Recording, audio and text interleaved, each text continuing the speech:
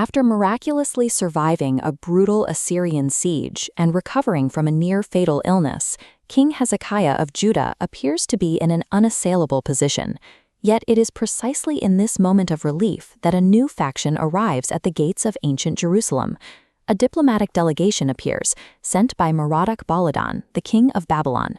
On the surface, the visit is framed as a simple courtesy call to congratulate the Judean king on his recent recovery.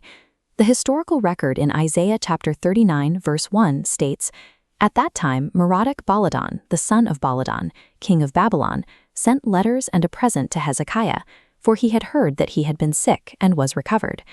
The geopolitical reality operating beneath this verse is highly calculated. The Assyrian Empire has recently been weakened, and Babylon is actively scouting for potential military allies to challenge Assyrian dominance in the region. Hezekiah's restored health is merely the diplomatic pretext. Securing a strategic alliance is the actual objective. Hezekiah's physical survival relied entirely on divine intervention. Yet his immediate response to a foreign power leans heavily on earthly diplomacy. By prioritizing political entanglement over the divine security that saved him, he locks the kingdom of Judah onto a path of inescapable geopolitical disaster. Inside the royal court, Hezekiah receives the ambassadors gladly. To solidify this new relationship, he orchestrates a grand banquet and a comprehensive tour of his kingdom's reserves. Isaiah chapter 39 verse 2 states, "And Hezekiah was glad of them, and shewed them the house of his precious things, the silver and the gold, and the spices and the precious ointment, and all the house of his armor, and all that was found in his treasures. There was nothing in his house, nor in all his dominion, that Hezekiah shewed them not." This extensive tour far exceeds the customary obligations of ancient Near Eastern hospitality. Hezekiah uses the delegation's visit to posture.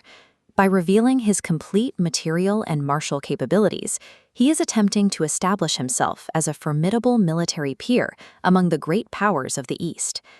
This photograph displays ancient bronze daggers and axes from the period, representing Hezekiah's physical military assets.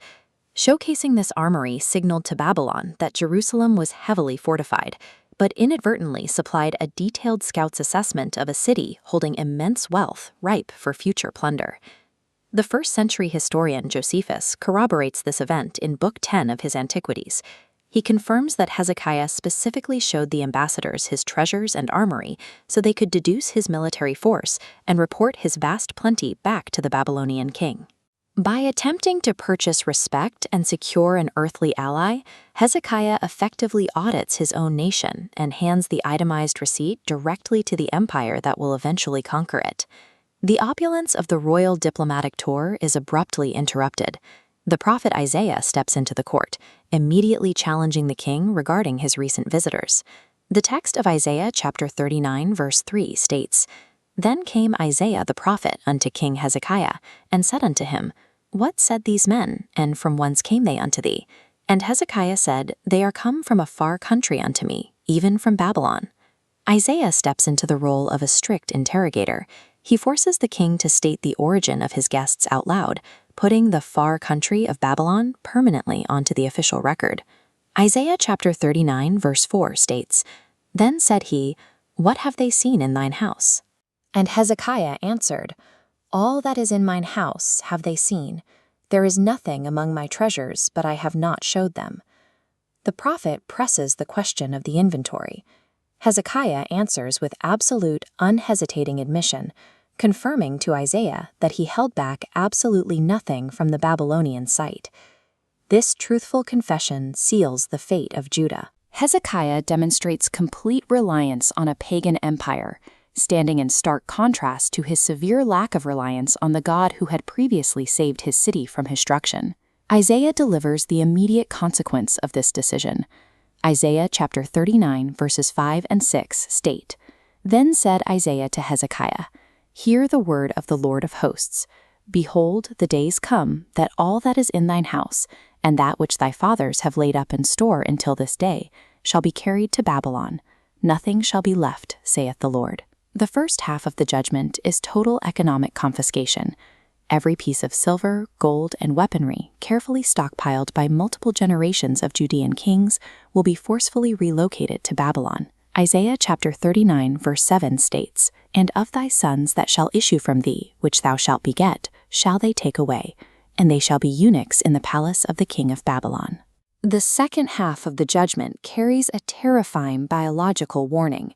Hezekiah's direct physical descendants will be abducted, enslaved, and forced into servitude within the very palace of the empire he tried to impress.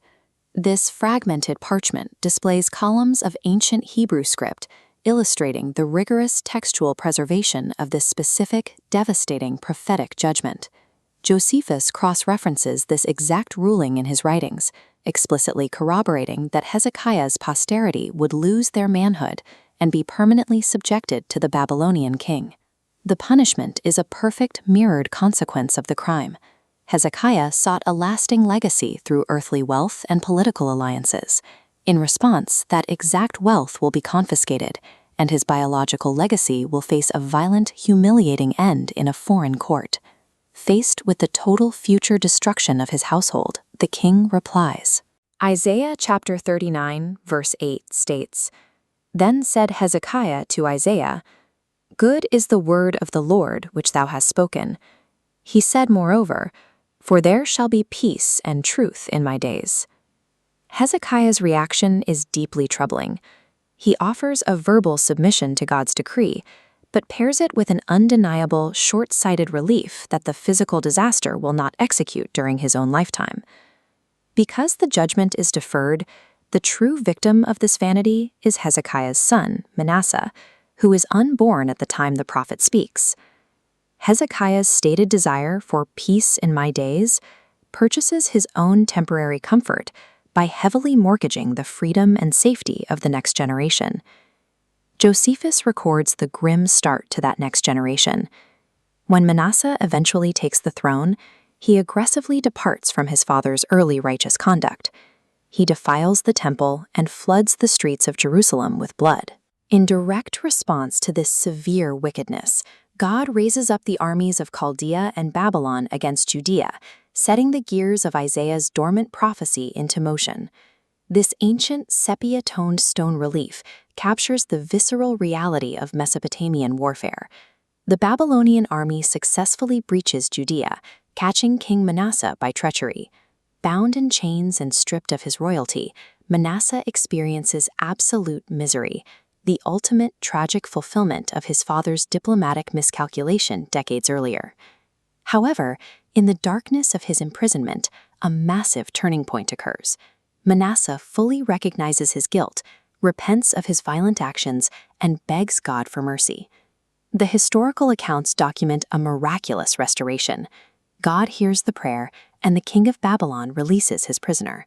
Manasseh returns to Jerusalem as a completely reconstructed ruler. For the remainder of his life, Manasseh directs all his efforts towards spiritual and physical defense.